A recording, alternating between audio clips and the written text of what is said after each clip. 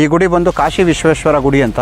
ಇದೊಂಥರ ತುಂಬ ಮುಂದುವರೆದ ಗುಡಿ. ಅಂದರೆ ಚಾಲುಕ್ಯರ ಕಾಲದ ನಂತರ ರಾಷ್ಟ್ರಕೂಟರವರೆಗೆ ಆದಂತಹ ಒಂದು ವಾಸ್ತುವಿನ ಒಂದು ಬದಲಾವಣೆಗಳಲ್ಲಿ ಅಥವಾ ಒಂದು ಇಂಪ್ರೂವ್ಮೆಂಟ್ ಏನಾಗಿತ್ತೋ ಆ ಒಂದು ಎಲ್ಲ ಇಂಪ್ರೂವ್ಮೆಂಟ್ಸ್ಗಳನ್ನ ನಾವು ಇಲ್ಲಿ ನೋಡ್ಬೋದು. ಈ ಗುಡಿನಲ್ಲಿ ಒಂದು ಹ್ಯಾಪಿ ಕಪಲ್ಸ್ ಅಥವಾ ಮಿಥುನ ಶಿಲ್ಪಗಳನ್ನು ಸಾಕಷ್ಟು ಕೆತ್ತಿದ್ದಾರೆ.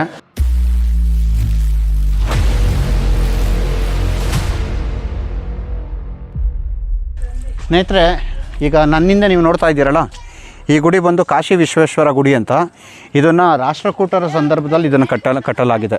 ಅಂದರೆ ಈ ಒಂದೇನು ಅರ್ಲಿ ಚಾಲುಕ್ಯಸ್ ಅಥವಾ ಬಾದಾಮಿ ಚಾಲುಕ್ಯರ ನಂತರ ಬಂದಂತಹ ರಾಷ್ಟ್ರಕೂಟರು ಈ ಒಂದು ದೇವಸ್ಥಾನ ಕಟ್ಟಿರೋದು. ಇದು ಕೂಡ ನಾಗರ ಶೈಲಿನಲ್ಲಿದೆ. ನೀವು ಗೋಪುರ ನೋಡ್ಬೋದು, ಮೇಲ್ಗಡೆ ಅಮಲಕ ಮತ್ತು ಕಳಸ ಬಿದೋಗಿದೆ ಇವತ್ತಿಗೆ. ಆದರೆ ಇನ್ನು ನಿಮ್ಮ ಈ ಒಂದು ಇನ್ನು ನಿಮಗೆ ಈ ಶಿಖರದ ಮಾದರಿ ಈಗಲೂ ನಿಮ್ಗೆ ಕಾಣುತ್ತೆ. ಇನ್ನು ಪಕ್ಕದಲ್ಲೇ ನೀವು ನೋಡ್ಬೋದು, ಅಲ್ಲಿ ನಿಮಗೆ ನಟರಾಜನ ವಿಗ್ರಹ ಕೂಡ ಕಾಣುತ್ತೆ. ಸೊ ಇನ್ನು ಕನ್ನಡಿಗರಾದಂಥ ರಾಷ್ಟ್ರಕೂಟರು ಕಟ್ಟಿದಂಥ ಈ ದೇಗುಲದಲ್ಲಿ ಈಗ ಇಲ್ಲಿ ನೋಡ್ಬೋದು ನೀವು ಸಾಕಷ್ಟು ಗೋಪುರಗಳ ಒಂದು ಮಾದರಿ ಅಥವಾ ಹೊರಭಿತ್ತಿನಲ್ಲಿ ಗೋಪುರಗಳ ಒಂದು ಶಿಲ್ಪಗಳು ಕೂಡ ನಿಮ್ಗೆ ಕಾಣುತ್ತೆ.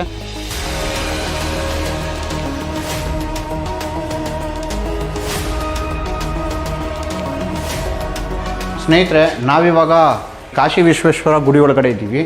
ಇದೊಂಥರ ತುಂಬ ಮುಂದುವರೆದ ಗುಡಿ. ಅಂದರೆ ಚಾಲುಕ್ಯರ ಕಾಲದ ನಂತರ ರಾಷ್ಟ್ರಕೂಟರವರೆಗೆ ಆದಂತಹ ಒಂದು ವಾಸ್ತುವಿನ ಒಂದು ಬದಲಾವಣೆಗಳಲ್ಲಿ ಅಥವಾ ಒಂದು ಇಂಪ್ರೂವ್ಮೆಂಟ್ ಏನಾಗಿತ್ತೋ ಆ ಒಂದು ಎಲ್ಲ ಇಂಪ್ರೂವ್ಮೆಂಟ್ಸ್ಗಳನ್ನ ನಾವು ಇಲ್ಲಿ ನೋಡ್ಬೋದು ಈ ಗುಡಿನಲ್ಲಿ.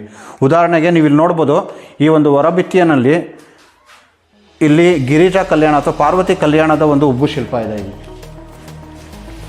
ಇನ್ನು ನೀವು ಈ ಕಡೆ ಬಂದು ನೋಡಿದ್ರೆ ಇಲ್ಲಿ ನೋಡಿ, ಇದು ಲಿಂಗೋದ್ಭವ ಶಿವ ಅಂತ ಕರೀತಾರೆ ಇದನ್ನು.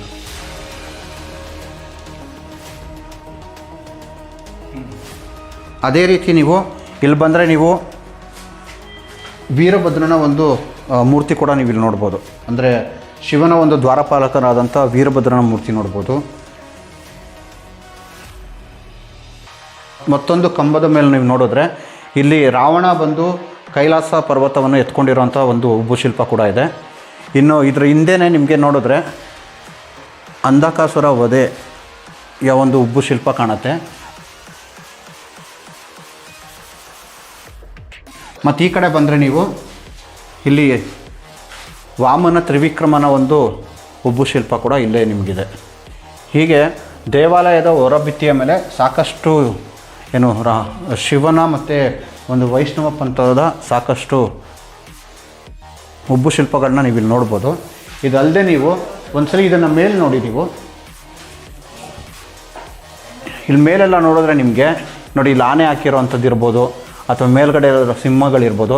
ಈ ಥರ ಯಾವುದೇ ಒಂದು ಬಾದಾಮಿ ಚಾಲುಕ್ಯರ ವಾಸ್ತುವಿನಲ್ಲಿ ಇಂಥ ಅಂಶಗಳು ಕಂಡು ಬರಲ್ಲ. ಅಲ್ಲದೆ ಇಲ್ಲಿ ನೀವು ಈಗ ನೋಡ್ತಾ ಇದ್ದೀರಲ್ಲ, ಈ ಒಂದು ಸುಧಾರಿತ ಒಂದು ರಾಷ್ಟ್ರಕೂಟರ ವಾಸ್ತು, ಇವುಗಳನ್ನು ನೀವು ಸರಿಯಾಗಿ ನೋಡಿದ್ರೆ ಈ ಮಹಾರಾಷ್ಟ್ರದ ಎಲ್ಲೋರದಲ್ಲಿ ಕನ್ನಡಿಗರಾದ ನಮ್ಮ ರಾಷ್ಟ್ರಕೂಟರು ಕಟ್ಟಿರುವಂತಹ ಕೈಲಾಸ ಗುಡಿನಲ್ಲಿ ಕೂಡ ಇದನ್ನೇ ಹೋಲುವಷ್ಟು ಸಾಕಷ್ಟು ವಾಸ್ತುವಿನ ಅಂಶವನ್ನು ನೀವು ಅಲ್ಲೂ ಕೂಡ ನೋಡ್ಬೋದಾಗಿದೆ. ಸ್ನೇಹಿತರೆ, ನಾನಿವಾಗ ನಿಂತಿರೋದು ಮಲ್ಲಿಕಾರ್ಜುನ ಗುಡಿ ಮುಂದೆ.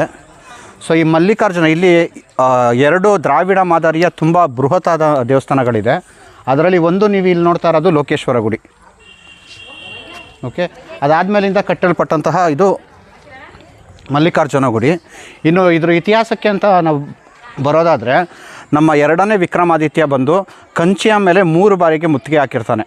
ಸೊ ಅವನು ಒಬ್ಬ ಬಾಲ್ಯದ ದಿನಗಳಲ್ಲಿ ಒಮ್ಮೆ, ಮತ್ತು ಅವನು ಪಟ್ಟಕ್ಕೆ ಬಂದ ನಂತರ ಮತ್ತೊಮ್ಮೆ, ಮತ್ತು ತನ್ನ ಮಗನಾದ 2ನೇ ಕೀರ್ತಿವರ್ಮನ ಕಾಲದಲ್ಲೂ ಕೂಡ ಈ ಒಂದು ಕಂಚಿಯ ಪಲ್ಲವರ ಮೇಲೆ ದಾಳಿ ಮಾಡಿರ್ತಾನೆ, ಹಾಗೂ ಕಂಚಿಯನ್ನು ವಶಪಡಿಸ್ಕೊಂಡಿರ್ತಾನೆ.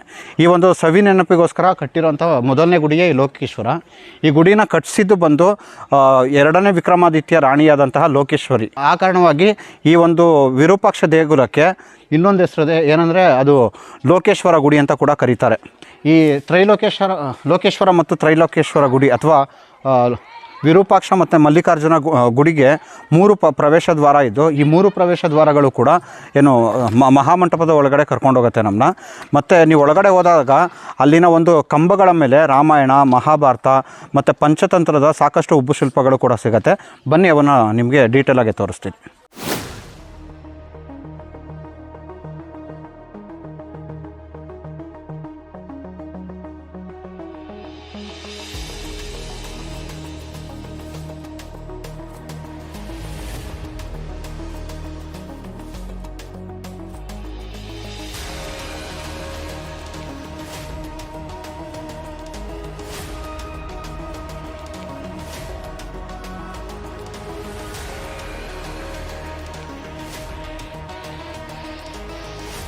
ಸ್ನೇಹಿತರೆ, ನಾವಿವಾಗ ಮಲ್ಲಿಕಾರ್ಜುನ ಗುಡಿ ಒಳಗಡೆ ಇದ್ದೀವಿ. ಈ ಗುಡಿನಲ್ಲಿರುವಂಥ ಕಂಬಗಳಿದೆಯಲ್ಲ, ಇವೆಲ್ಲ ಸಾಕಷ್ಟು ತುಂಬ ವಿಶೇಷವಾದ ಕಂಬಗಳು. ಇಲ್ಲಿ ಒಂದು ಹ್ಯಾಪಿ ಕಪಲ್ಸ್ ಅಥವಾ ಮಿಥುನ ಶಿಲ್ಪಗಳನ್ನು ಸಾಕಷ್ಟು ಕೆತ್ತಿದ್ದಾರೆ. ಆ ಮಿಥುನ ಶಿಲ್ಪಗಳನ್ನು ನಾವು ಸರಿಯಾಗಿ ನೋಡಿದ್ರೆ ಆಗಿನ ಕಾಲದಲ್ಲಿ ಕನ್ನಡಿಗರ ಒಂದು ಉಡುಗೆ ಅಥವಾ ಕನ್ನಡಿಗರ ಒಂದು ಕೇಶಾಲಂಕಾರ ಇಂಥವೆಲ್ಲ ಹೇಗಿತ್ತು ಅಂತ ಗೊತ್ತಾಗತ್ತೆ. ಹಾಗೆ ನಮ್ಮ ಕನ್ನಡಿಗರು ಹಿಂದೆ ಪ್ರಾಣಿಗಳನ್ನ ಯಾವ ರೀತಿ ಸಾಕ್ತಾಯಿದ್ರು ಮತ್ತು ಯುದ್ಧದ ಕ್ರೀಡೆಗಳಲ್ಲಿ ಯಾವ ರೀತಿ ಪಾಲ್ಗೊಳ್ತಾಯಿದ್ರು ಅಥವಾ ಒಂದು ತರಬೇತಿಯನ್ನು ಯಾವ ರೀತಿ ಪಡೀತಾಯಿದ್ರು, ಈ ಥರ ಒಂದು ಸಾಕಷ್ಟು ಉಬ್ಬು ಶಿಲ್ಪಗಳು. ಇದರ ಜೊತೆಗೆ ಬಂದು ಈಗ ಒಂದು ವೈದ್ಯಕೀಯ ಒಂದು ಟ್ರೀಟ್ಮೆಂಟ್ಗಳು, ಅಂದರೆ ಅರ್ಥ ಆಗ್ತಿದೆ, ಚಿಕಿತ್ಸೆಯ ಒಂದು ಯಾವ ರೀತಿ ತೊಗೋತಾಯಿದ್ರು, ಈ ಥರ ಒಂದು ಸಾಮಾಜಿಕ ಜನಜೀವನವನ್ನು ಕಟ್ಕೊಡೋಂಥ ಸಾಕಷ್ಟು ಉಬ್ಬು ಶಿಲ್ಪಗಳಿವೆ. ಬನ್ನಿ ನಿಮ್ಗೆ ಅದನ್ನು ತೋರಿಸ್ತೀನಿ. ಇಲ್ಲಿ ಹಾರಾಡ್ತಿರೋ ಗಂಧರ್ವರ ಒಂದು ನಿಮಗೆ ಉಬ್ಬು ಶಿಲ್ಪ ಇದೆ. ಇನ್ನು ಅದರ ಕೆಳಗಡೆಗೆ ಬಂದರೆ ಕುಸ್ತಿ ಮಾಡ್ತಿರೋಂಥ ಒಂದು ಉಬ್ಬು ಶಿಲ್ಪ ಕೂಡ ಇದೆ. ಇನ್ನು ಅದ್ರ ಕೆಳಗಡೆ ಬಂದರೆ ನೋಡಿ, ಇಲ್ಲಿ ಆಗಿನ ಒಂದು ಸಾಮಾಜಿಕ ಜೀವನ ಯಾವ ರೀತಿ ಇತ್ತು, ಒಂದು ಮಗುವನ್ನು ತೊಗೊಂಡೋಗಿ ತೊಟ್ಲಲ್ಲಿ ಯಾವ ರೀತಿ ಹಾಕ್ತಿದ್ರು, ಇದ್ರನ್ನ ಕೆತ್ತಿದ್ದಾರೆ. ಇದು ನೋಡಿದ ತಕ್ಷಣ ಗೊತ್ತಾಗುತ್ತೆ ಏನಂದರೆ ಇದು ಒಂದು ಕುಣಿತದ ಭಂಗಿ, ವಿವಿಧ ಭಂಗಿಗಳು ಯಾವ್ಯಾವ ರೀತಿ ಇತ್ತು ಇದನ್ನು ಕೂಡ ಇಲ್ಲಿ ಕೆತ್ತಲಾಗಿದೆ. ಅದೇ ರೀತಿ ನೀವು ಇಲ್ಲಿ ಬಂದರೆ ಇಲ್ಲಿ ನೋಡಿ, ಯುದ್ಧದ ಕಲೆಯ ಬಗ್ಗೆಯಲ್ಲಿ ಕೆತ್ತಿರೋಂಥ ಉಬ್ಬು ಶಿಲ್ಪಗಳು ಇಲ್ಲಿ ನೋಡ್ಬೋದು. ಇದು ನೋಡಿದ್ರೆ ಕುಸ್ತಿ ಮಾಡ್ತಿರೋಂಥ ಉಬ್ಬು ಶಿಲ್ಪ ಅಂತ ಯಾರಿಗೆ ಬೇಕಾದ್ರೂ ಗೊತ್ತಾಗತ್ತೆ. ಮತ್ತು ಇದ್ರ ಕೆಳಗಡೆ ಕೂಡ ನೀವು ನೋಡ್ಬೋದು, ಇಲ್ಲಿ ಕೂಡ ಯುದ್ಧ ಮಾಡ್ತಿರೋ ಅಂದರೆ ಒಂದು ಕುಸ್ತಿ ಮಾಡ್ತಿರೋ ಅಂಥ ಒಂದು ಉಬ್ಬು ಶಿಲ್ಪ ಇದು ಕೂಡ. ಈ ಕುಸ್ತಿನಲ್ಲಿ ಇಲ್ಲಿ ನೋಡಿದ್ರೆ ನಿಮ್ಗೆ ಅರ್ಥ ಆಗುತ್ತೆ, ಒಬ್ಬ ವ್ಯಕ್ತಿಯನ್ನು ಹಿಂದಿನಿಂದ ಬಂಧಿಸಿದ್ದಾರೆ.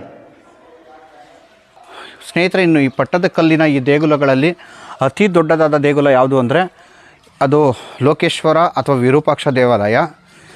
ಇನ್ನು ಈ ಇಷ್ಟು ಗುಡಿಗಳಲ್ಲಿ ಈಗಲೂ ಪೂಜೆ ಆಗ್ತಿರೋ ಏಕೈಕ ದೇಗುಲ ಯಾವುದು ಅಂದರೆ ಅದೇ ಲೋಕೇಶ್ವರ ಅಥವಾ ವಿರೂಪಾಕ್ಷ ದೇವಾಲಯ.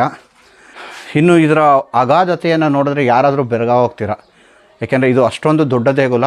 ಅಲ್ಲದೆ ಈ ದೇಗುಲದ ಹೊರಗೋಡೆಯ ಮೇಲೆ ಕೆತ್ತಿರುವ ಶಿಲ್ಪಗಳನ್ನ ನೋಡಿದ್ರೆ ಯಾರಾದರೂ ಬೆರಗಾಗ್ತಾರೆ, ಯಾಕಂದರೆ ಅಷ್ಟೊಂದು ಸೊಗಸಾದ ಒಂದು ಕೆತ್ತನೆ ಇಲ್ಲಿದೆ.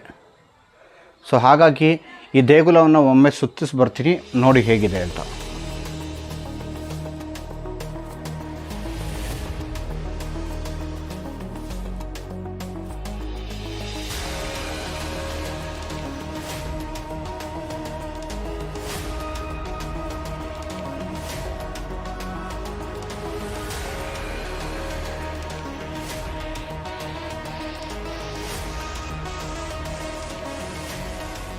ಇನ್ನು ಈ ಸಮುಚ್ಚಯದಲ್ಲಿ ಅತಿ ದೊಡ್ಡ ದೇಗುಲಗಳಾದ ಮಲ್ಲಿಕಾರ್ಜುನ ಮತ್ತು ಲೋಕೇಶ್ವರ ಗುಡಿಗಳ ಸಂಪೂರ್ಣ ಚಿತ್ರಣ ನಿಮಗೆ ಒಂದು ಕಡೆ ಸಿಗುತ್ತೆ.